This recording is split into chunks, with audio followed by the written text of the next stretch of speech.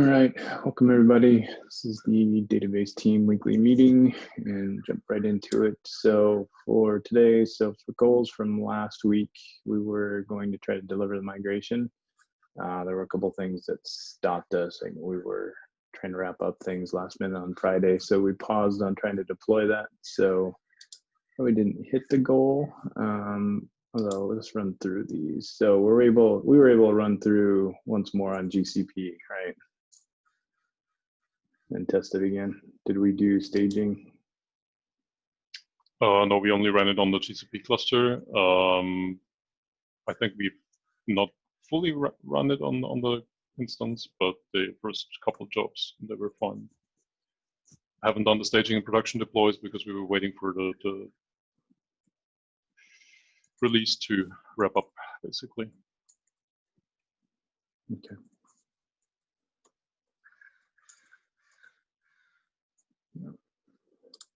Put the note here. Or I guess that was Andreas. You put that note there. So we'll wait for it to be tagged. Are we going to wait for the tag to run in staging? Is there anything stopping us from doing that?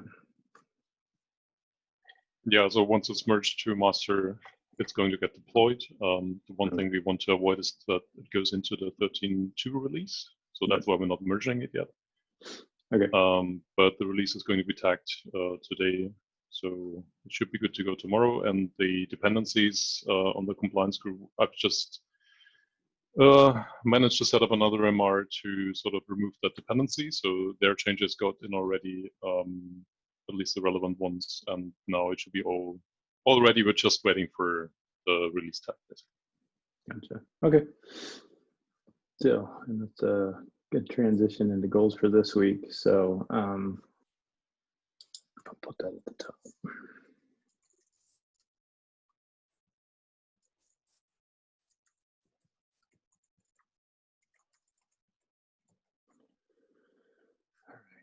And let's see, I started looking at those. So this is the first MR, right? Or no, this is one of them. So you were asking if this one can be merged. This one, yep. Can this be merged this week, Pat? Yeah, I think we can get that scheduled. I tested on Friday. The fix that I had put seems good. I'll have to talk to Myra, I guess. She had been working on that previously with the release managers and see what she thinks, but otherwise I think it can go out. Cool, sounds good. Let's see the first one. Andreas. Oh yeah, that's the one we're waiting for, basically. That's the migration. Okay. Point 2. So, and it'll get tagged on Wednesday, correct? On the 22nd? It should get tagged today in a couple of hours, I think. We'll just push the release tomorrow. That's a really late tag, isn't it? No? I'm not really sure. I just saw the timeline for, and that says like 21 we do the tagging, but we've had some troubles with the deploy recently, so maybe that's also why. Okay. What else do we have for goals for this week?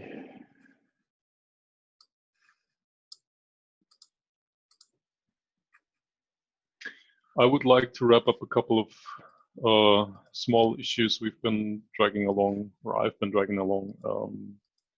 Already working on those. I'd like to finish those out. I think we have we have quite a lot of issues in the milestone, and I would like to get those smaller ones done before I leave for vacation.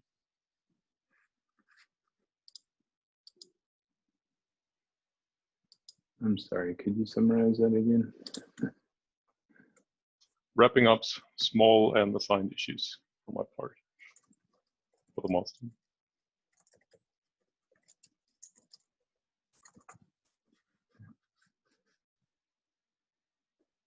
Are we going to try and get migration started this week, or is that going to hold off till next week? in production.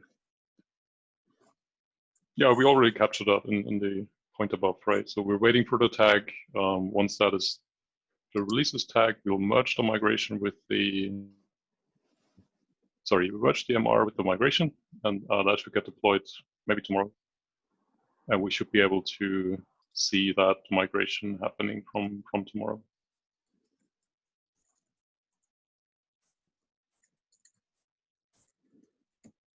And we still But thinking that is point 2. 3 is about the other change for development.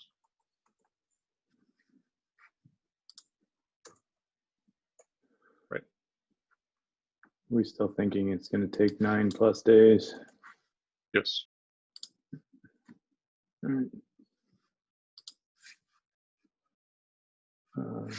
Pat, do you have any goals outside of what's already been listed? Yeah, there's a small one here that I'm gonna do, which is like a minor one, to update the syntax for create trigger. That's kind of like Andreas said, a small one that we can knock out easily and get that out of the road. And yeah, other than that, I'm going to be working on this the issue with this like verification query that runs the select one. I don't know that will be wrapped up by this week. I'm not really sure. I have to look into the issue further, see what's going on.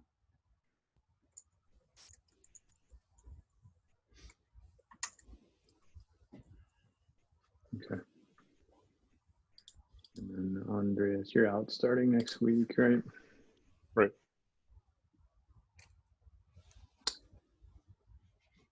Okay. Anything else we want to cover for goals for this week? No, we can move into the follow-up section.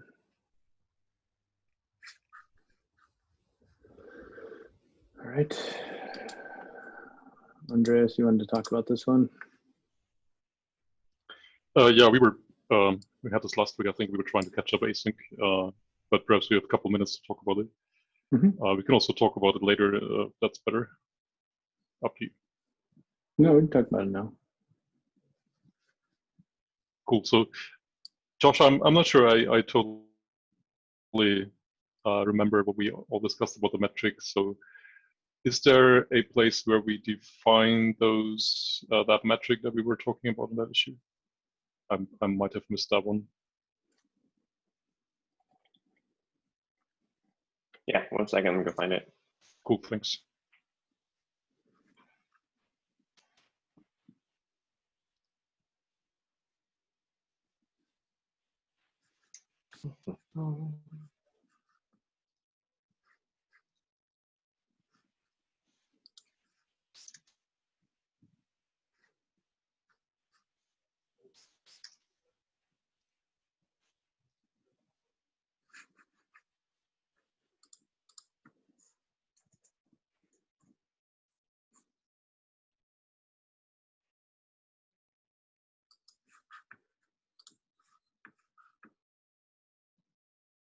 It is.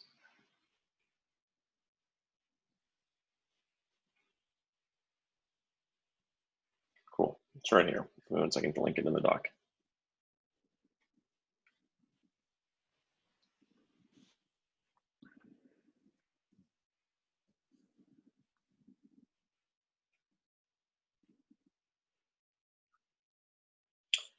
Sorry, my computer is a little slow right now.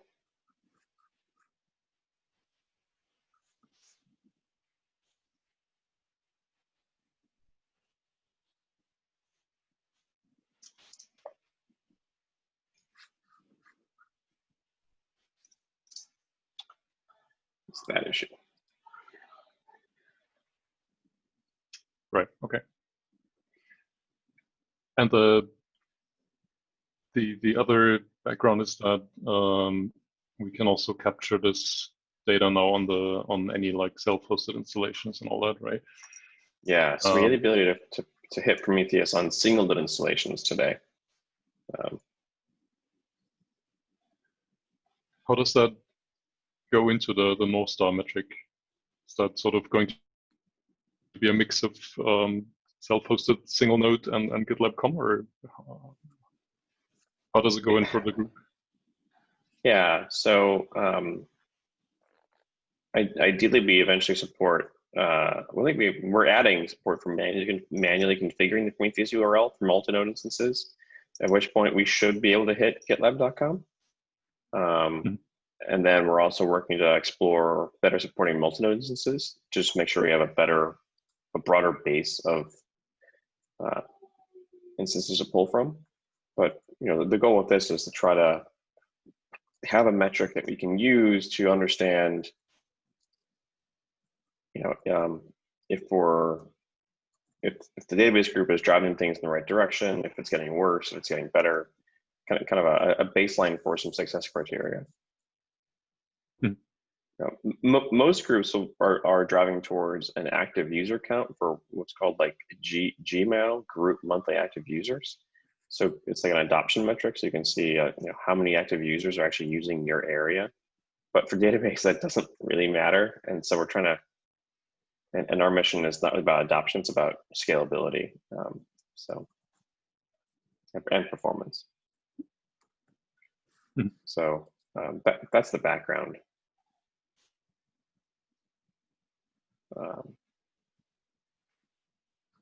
So we could go with a more complicated one, which is in there with like I think which Giannis recommended, which was like which also included the total size of the database and total queries, like that one. Go back up, yeah.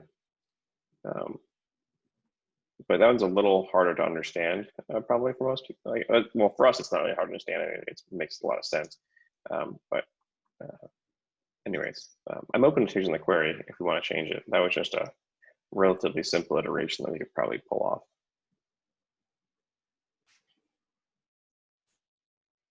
What was the simpler metric we had? It was just the raw number of queries, I believe, that we were having.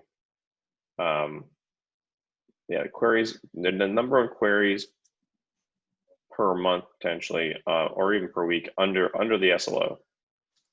So we would set a SLO target, and we could have a different one for the back-end jobs versus front-end jobs if you wanted to, or background and interactive jobs rather, and just track the raw numbers. Okay, that makes sense. I didn't remember what queries by WK meant, and week makes perfect sense. Thanks for clarifying that. Cool. Otherwise, I think I have to reread the conversation. But the goal is basically that we add this to the Prometheus tracking in the code base, basically as a feature, so that we can get that data right. Yeah. Okay, makes perfect sense. Thanks. Sorry for being less than clear in the issue write-up. But that does lead the question of what our SLO should be, and should we split it for interactive and background jobs? I mean, we can start simple and then see if we want to drill that down further. Yeah, I agree. We can set like 200 milliseconds or whatever makes sense, and then just see where we end up.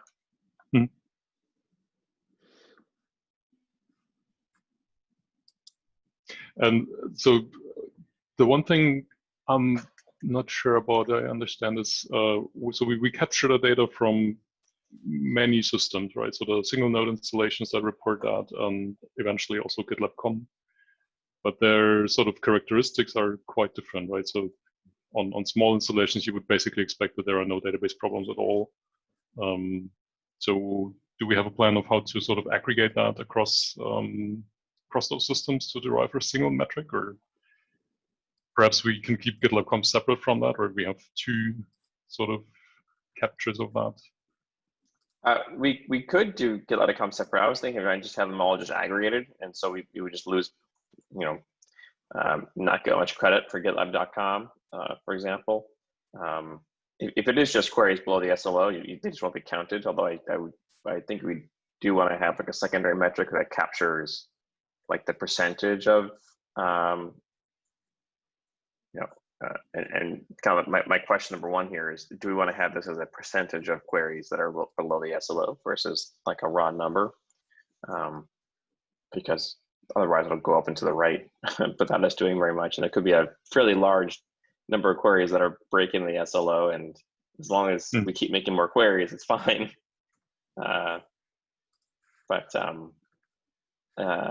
We can break it up. I think ideally we want to hopefully get .conf to a place where we don't have these database problems.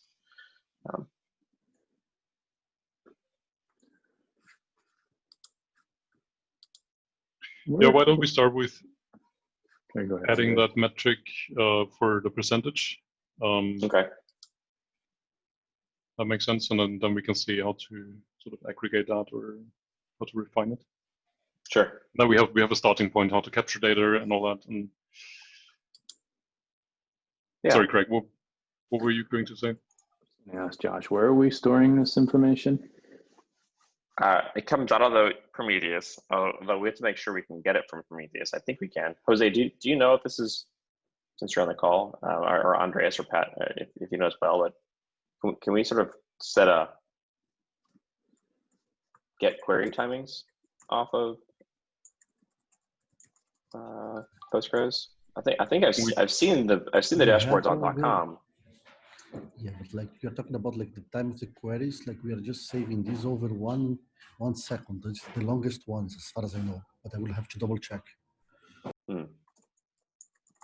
Got it. Okay. And does it come from like Postgres exporter, or where does that come from? Do you know? Is that, or does it come from like GitLab monitor? Yes, we probably have this in the exporter from Postgres, and we have this in Prometheus. I have to double check for you. Okay. But as far as I know, like everything that we are logging at the moment is just the queries that are over 1 second, so we don't have a clear understanding in the logs. What we have is stat statements, but it's like an aggregation of all the statements, or 99% of the statements that are being executed on the database. Gotcha. Yeah, I think we have quite a few places where we track that. We also have, from the application side, we also track those things. You can also find the SQL timings in logs, in the application logs, for example. But what I'm not sure about is how much of that is available to like standard installations. So yeah, we would have to sort of find the right place where to get that raw data from. And for the definition of what we're talking about, we will have to at least understand all the queries. Like we would have to know like how many queries did we run overall and how many of those were above the SLO as a minimum. Yeah. And we can certainly adjust our query to based on what's reasonable to collect and what we have, like what data we have. So we can work within this bounds and iterate over time towards a query, but it'd be good to just start getting some data back so we can have a feeling of what's happening out there. Okay, cool. So it makes sense. Let's continue the conversation of where we should get this from and how to do it. And then we can circle back with the Omnibus team and see what's available where based on what a recommended method of getting this stuff is. I imagine grabbing the application logs will be hard. We don't have like a log like grep system for Prometheus installed. Right, but in principle, the application is also aware of those timings and might be able to report them to Prometheus, for example. Perhaps already does in some places. Cool. Should we start with Omnibus here, or yeah, GitLab combi? We can start with the .com if we want to. That might, we can start either way. I would just start with whatever the easiest is, but yeah. Okay.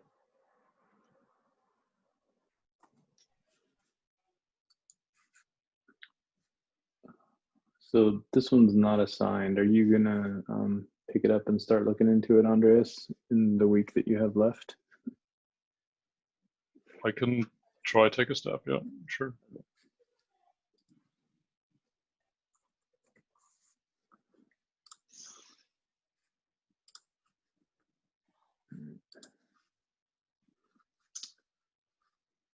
So let's move on to the next one.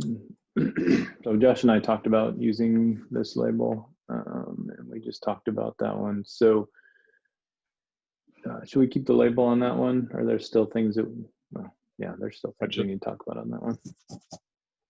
I just removed it. Oh, you did? Never mind, that's fine. Let's see how far we get, and then, yeah. Okay. Next one, automatic reindexing. Yeah, we talked about that one. We could basically start with a very basic way of doing that.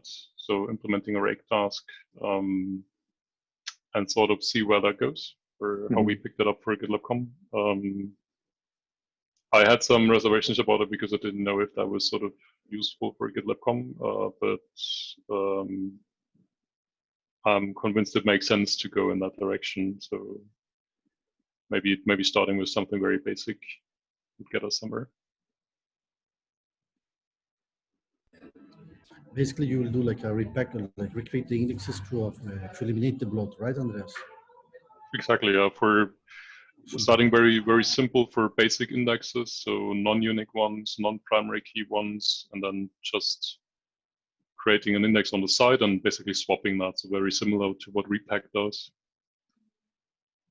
Sounds great. Just a little suggestion here: you can disable the index if you want in the data dictionary. I think you're aware of that. Why would we disable the index? That you don't be used any longer. Like if you're not forced, you get an index in a column. Let's say you have the bloated index in the new one. You want to start to use the second one. You can disable the first one, and automatically the planner will get the second one that you don't have bloat any longer. And later, you could drop this index whenever you want. Okay, as an additional step, yeah, that makes sense. Basically, the idea is that we have most of the index bloat in those regular indexes anyways, and if the application would be able to take care of that, we wouldn't have to do this manual repacking using PG repack all the time. And it actually gets easier even with Postgres 12, where you have that concurrently option. So you can recreate concurrently, so that makes it even more easier to do it from the application side. Yeah. But would you think we'd be able to use a rake task to try this on GitLab.com for starters? Like you would basically SSH into the console host and execute a rake task that triggers that logic. Would that be possible for us to try? I think we can try that. We can look this more in detail. I don't see any problem to do this with indexes at the moment. Mm-hmm. What are your concerns with rake tasks for it? No, it's again like a manual thing, right? For starters. So somebody has to sort of execute that, and I was wondering if we could try that, if you want to try that, or how do we? Would it be a cron job in the end on the site, or how do we get into that? But, yeah, that could work too. I mean, ultimately we yeah, or a cron job. We talked about Sidekick, but that is behind PG Bouncer, so that has some additional problems, right? Yes. Okay, but if we started with a simple rake task, we could go from there and see how we use it, right? Cool. Yes, sounds good for me. We'll talk on that.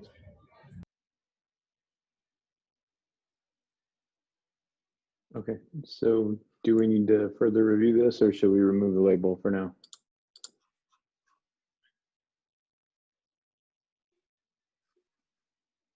Yeah, no, sounds good.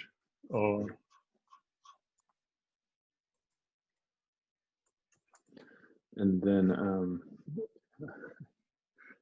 Although you've been talking about it for a while, do you have bandwidth to look at this milestone, Andreas, considering your PTO, or should we have either Pat or Andreas pick it up, or Pat or Giannis pick it up when they have time? Probably won't make it this week anymore. So it's unlikely I can do something about it. Okay. Pat, are you familiar enough with this to pick it up later on this milestone? Yeah, I think I understand pretty well. I can, if I have any questions, I can talk to Andres about them. Mhm.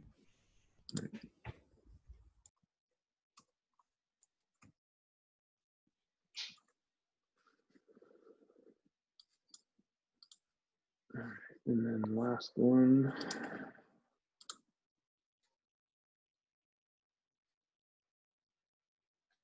Oh, yeah. I don't know if you read the details on that one. There's a request basically that when you run an upgrade on GitLab, we should track that information in the database so that you have an easy way of knowing when certain upgrade steps happened in the past. So this is really just a tracking table they requested. So the idea is to provide, again, a rake task that would be run after an upgrade, and you would make a note in a table that you upgraded from this version to that version. And then maybe you have an additional rake task to list that table, or to, so that you can understand the history. So it's a rather basic thing just to keep track of those upgrades. I wasn't sure where that would go, to be honest, if we would take that or if another team would take it. Definitely has an omnibus side of it, so omnibus would have to trigger that rake task. But that can also be worked on independently, I guess.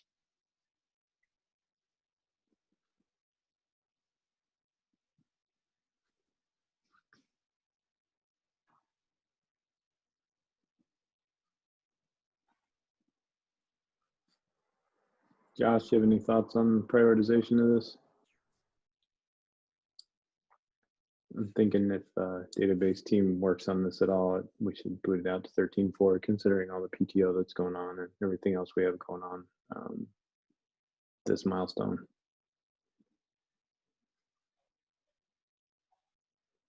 Yeah, I mean, I think 13.4 would seem reasonable. Let me take a quick deeper look at this real fast, if I can.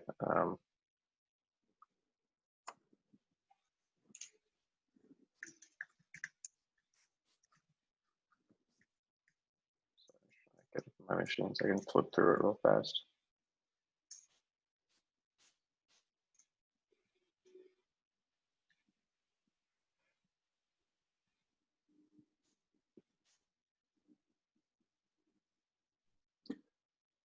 So am I reading this right, Andreas? This is a new table that just tracks the history of all the upgrades of an instance. Right.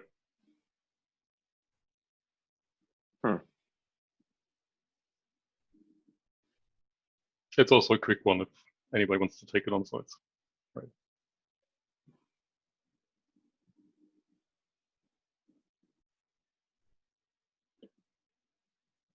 It makes sense. I'm not sure it's super urgent, so I think 13.4 seems fine.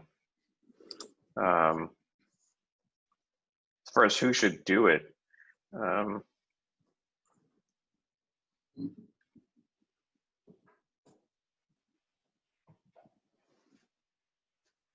I'm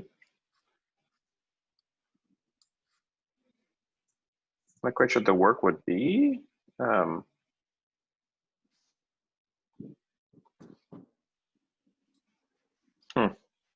Is it like something has to run for every migration, like something in like a migration handler or something? Like, is it like a Rails middleware that does this stuff, or? I think it's actually unrelated to migrations, because this is the sort of the schema version of the database is controlled by migrations. But in this case, we talk about the GitLab version that is being upgraded. So if I understand it correctly, I think we basically want to know when you went from 13.1 to 32. and not in more detail. So that would have to be run before or after the upgrade. So we should change the title then. Well, I'm not sure. It seems like it's less about the GitLab version, more about the database version, right? Because why is it useful? Say if there's some upgrade issue, we'll be able to confirm easily whether the database was upgraded or not. Maybe we go back and check for support, but it feels like this is.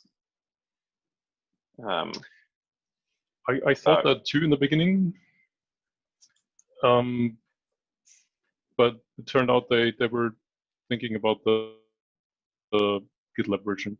And for the database version, it would be hard to sort of track that, or we already track it anyways, right? We have the schema migrations table where for each of the migrations we run, we insert a version information anyway. So that is already something that we capture.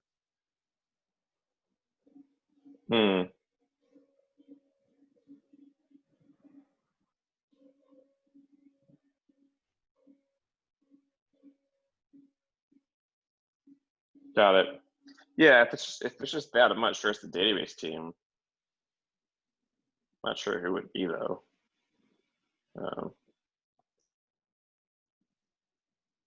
Maybe distribution. Like I'm not sure when we would know we were we were upgraded, right? Yeah, that would come from Omnibus supposedly. Yeah.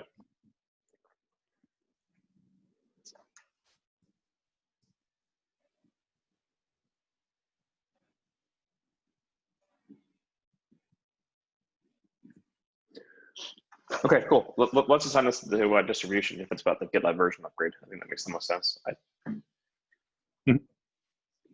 Also, we could. You gonna comment? Is that Josh?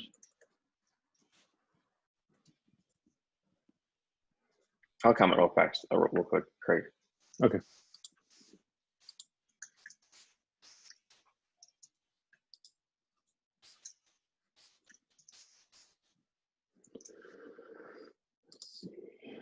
Josh is commenting.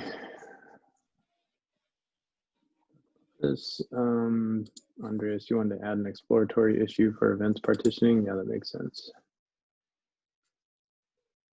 Yeah, the other one is sort of long-standing, and we should keep that. But I was just wondering what the next immediate step would be for us to work on. And I think it's about like understanding all the use cases for the events data and see if that partitioning approach makes sense or not.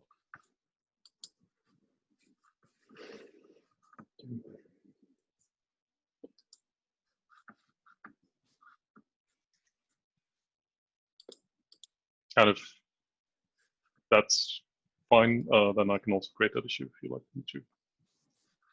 Yeah, if you already have questions formed in your mind, then I'll let you create that issue. So. Sure.